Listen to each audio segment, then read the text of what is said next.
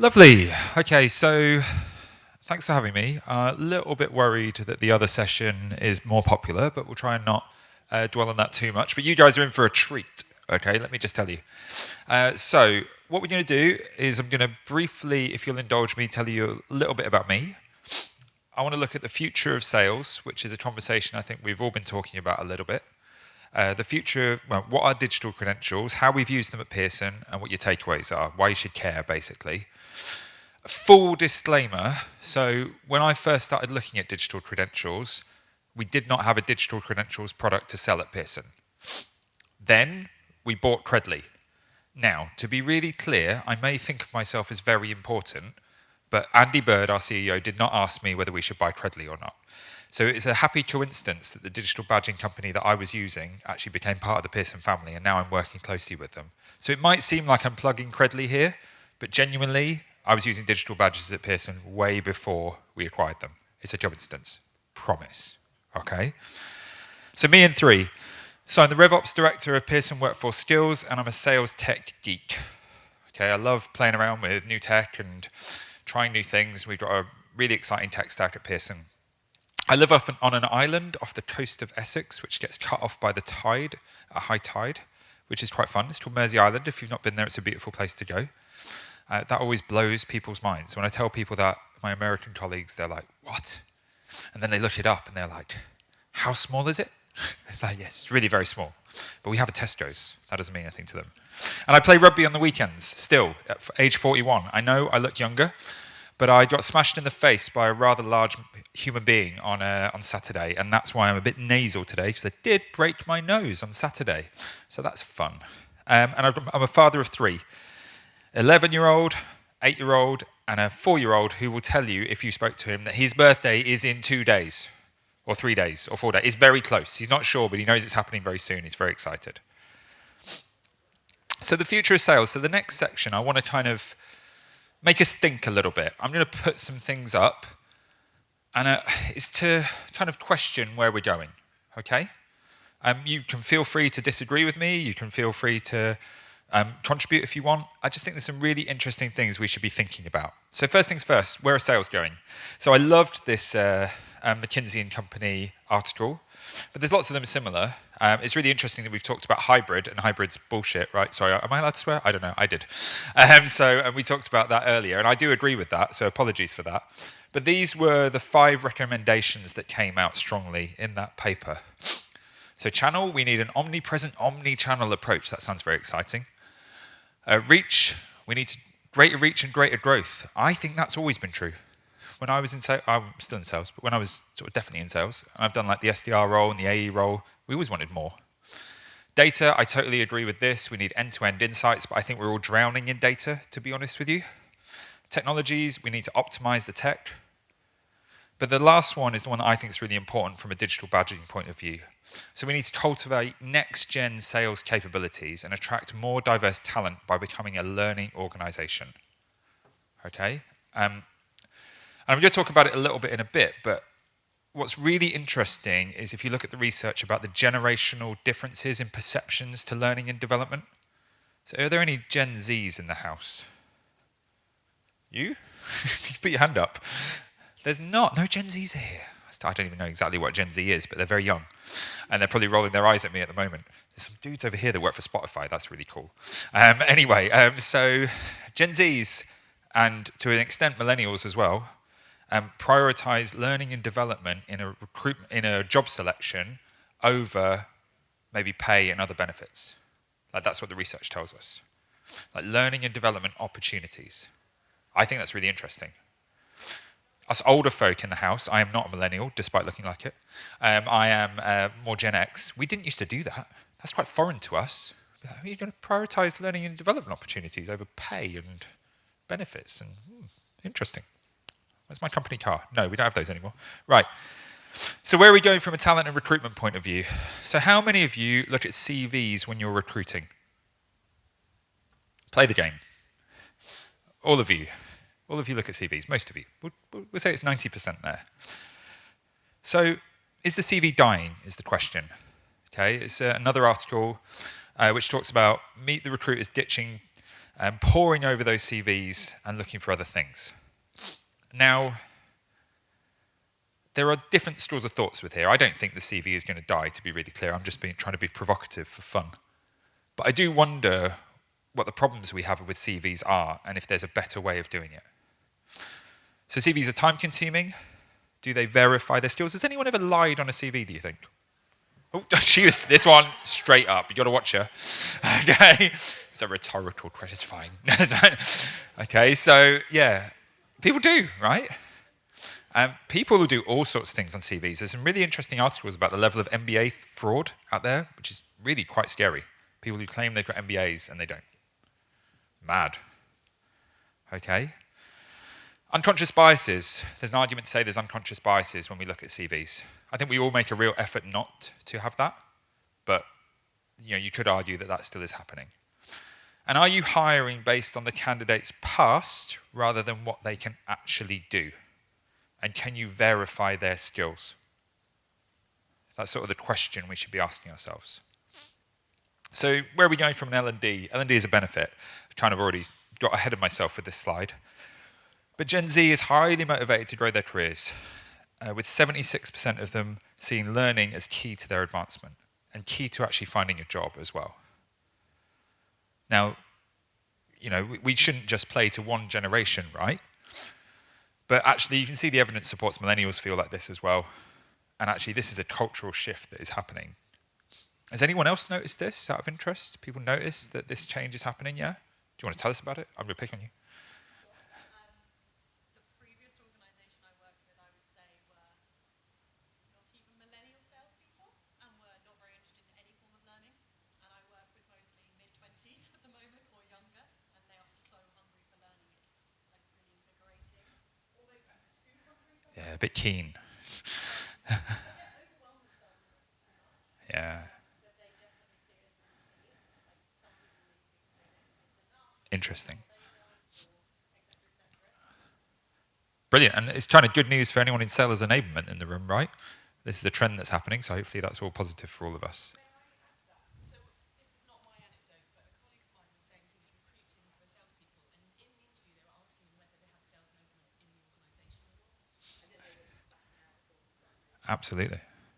Yeah, and there's definitely expectations are shifting, right? Is what I'm trying to say, and it's being driven.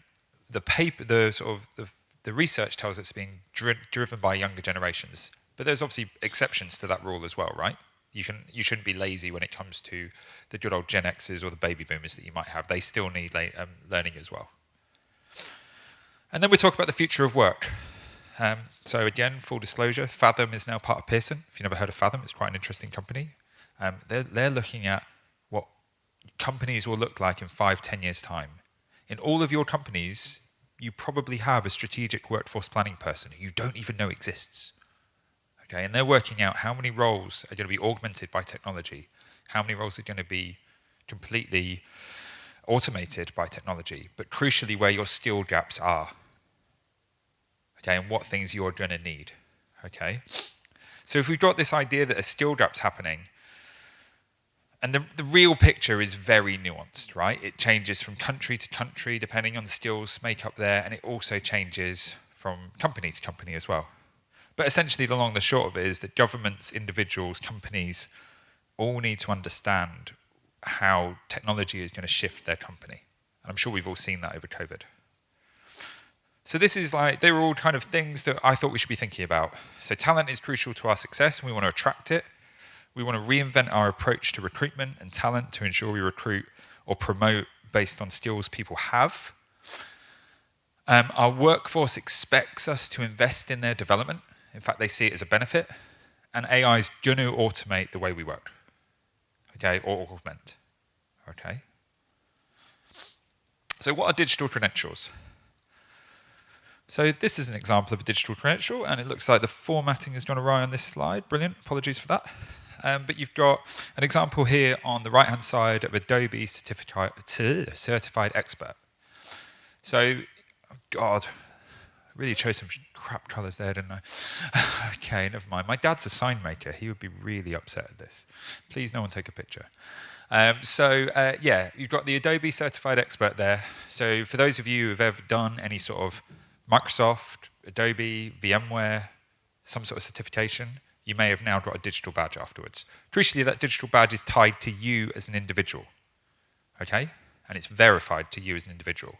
And you don't lose that when you go somewhere else. Now, different schools of thought might think, well, I'm not sure about that. Like investing in my people's learning and then they bugger off with their credentials. But actually, it's that old, very trite Richard Branson phase, right? Or his CFO or whoever it was. If we don't invest in them and they go, then what? So they're portable, they're tied to you, they're verified, they're data rich. A good digital badge has lots of data underneath it to prove how you've got that badge. They're underpinned by metadata, so that means you can link the badges together in a string. So you can start saying that this badge leads you to this badge, or this badge has complementary skills to this badge. And you can start seeing specifically what the skills are. They're very easily shared, and boy, do people love sharing a digital badge. Okay, and what does it do when people share a digital badge? It promotes your company. It promotes your company as a place to learn and a great place to work. Okay, and they're available to everyone. And that on the bottom left-hand corner is an example of our iManage badges that we developed at Pearson, which we'll look at in a minute. So why are verified skills important? So hopefully it's pretty obvious. I don't have to labour the point too much here. But this Gallup study talks about the cost of replacing an individual employee range from 1.5 to 2 times their annual salary. Okay? Do people think that sounds about right? We know the cost of replacing is really, really high, right? But also, what I don't think this paper says, which is also important, the cost of getting the wrong person in is quite a problem as well, right? So knowing what skills someone actually has is crucial.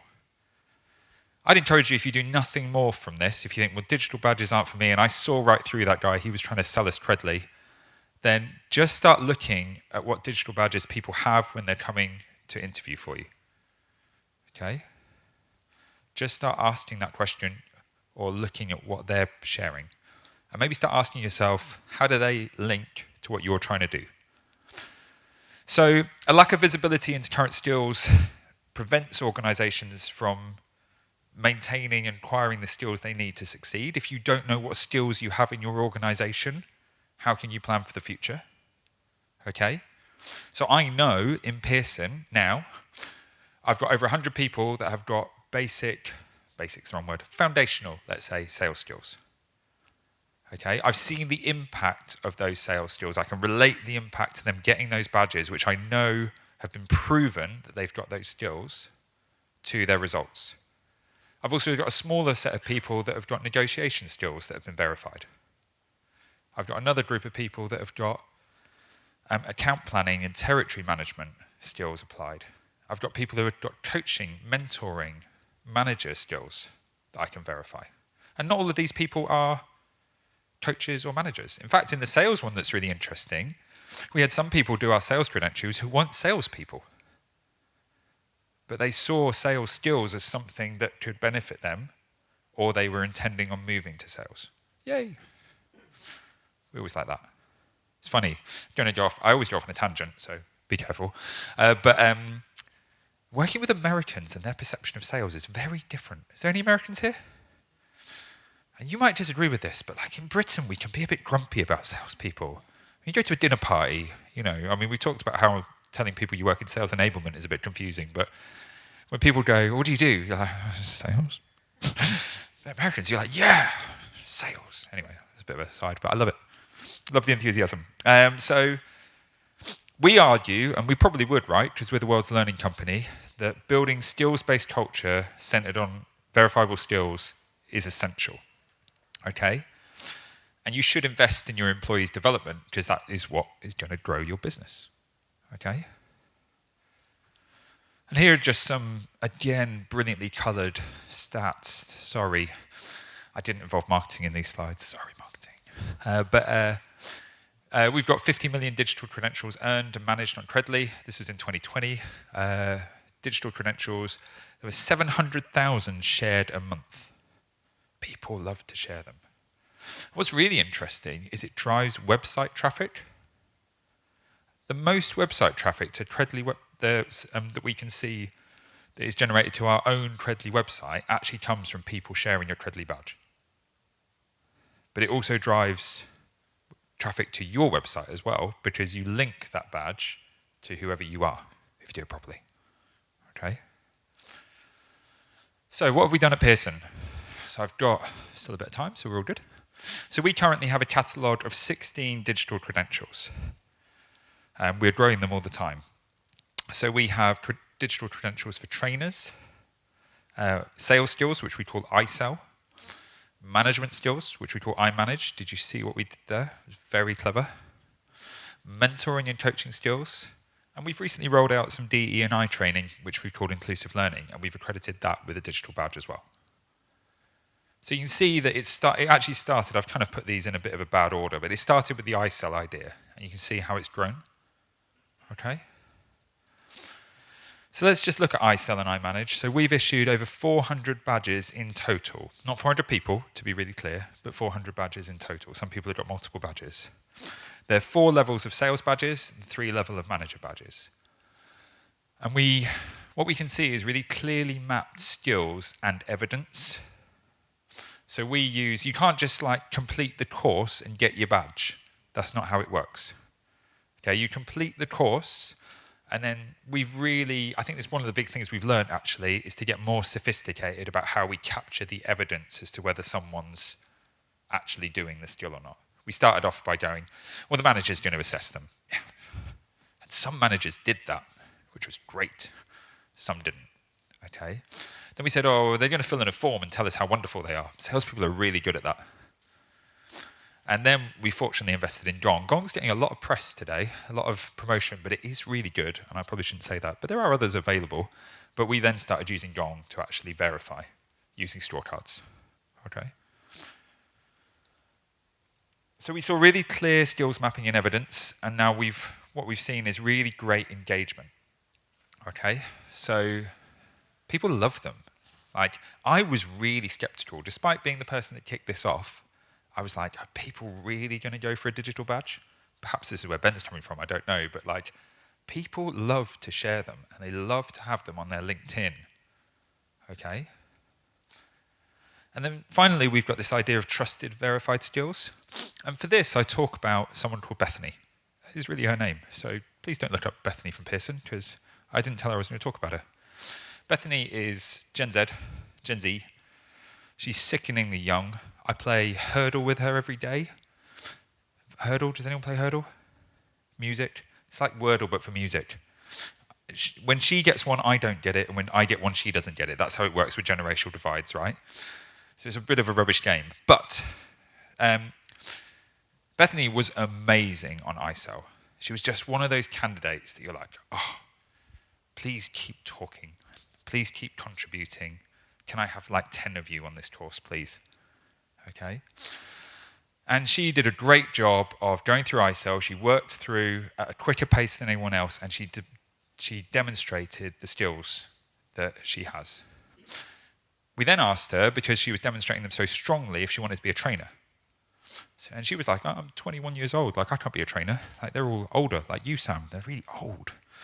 And I was like, no, you can. Absolutely. You were brilliant on the training. Okay. Now, because I left, I went to do RevOps. She is running iSell across the whole of Pearson. I think that's awesome, personally. Pissed a few people off. A few people were like, hang on a second, why has she got that gig? That was because she was amazing. She was amazing through the course. She demonstrated her skills really well, and now she's become a trainer. That's what I mean by taking away that unconscious bias and removing that from the system. I think it's really important. So what? So what do we do?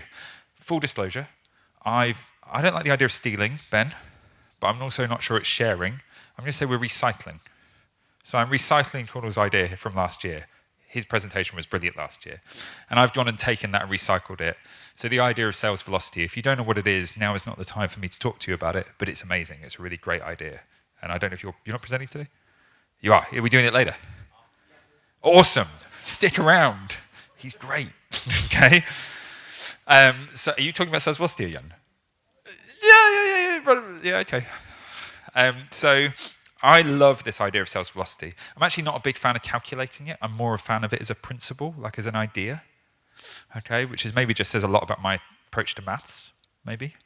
But so we A/B tested what I called our FOMO group, which what I actually called was our MOFO group the first time I called it, and people were like, "What the hell are you talking about, Sam?" And I was like, "Yeah, you know, the MOFO group, the MOFOs." Oh yeah, I got something wrong there. So I set up my FOMO group, and the idea being was these guys were going to go through ISEL first. So we validated their skills, but did we actually see a difference, right? So we saw very, very tangibly an increase in conversion rates and a reduction in sales cycles, which is a good thing, right? We like that. Okay. Then we rolled out to the wider sales team, circa 100 people. Everyone got those foundational skills. And what we started to see was actually not only those conversion rates, and I wouldn't say it was maybe quite as stark, the conversion rates. The sales cycle reduced, but what we saw is the protecting the pound, is what I call it. So the average order size for the same sort of orders was staying higher. And I think that was because we were mapping needs much better. And then the average number of opportunities was going up as well. But for me, it's the bit that sales velocity doesn't cover that's important. I kind of think I want a new sales velocity diagram that has like brackets all the way around it and will really upset people who know how maths works. That sort of talks about culture and identity of your organization. Okay? Because what it showed us was there's clear pathways to promote career mobility. Take Bethany as an example. There's an emphasis on DE&I because it's all of a sudden open to everyone. We saw a 90% share of the people that got their badges, which drove loads of traffic and loads of great feeling, positive sentiment about Pearson, which we liked. It's helped us with recruitment. We have actually had people ask us about ISEL in recruitment. It's a made-up term. They're coming at it. It's like this really big product. It's not a product. It's kind of like this little thing, little old me, and Brian, my friend at work, started. And it's helped us with retention as well. So that's it. I think I've done all right for time. Got 5 minutes, right? So you can ask loads of questions. The numbers grew as we went, so that was nice. But thank you very much. Can I ask you to be devil's advocate for a moment and make a business case against certification? And the reason I'm asking this is I know plenty of people who have it and then don't do anything with it.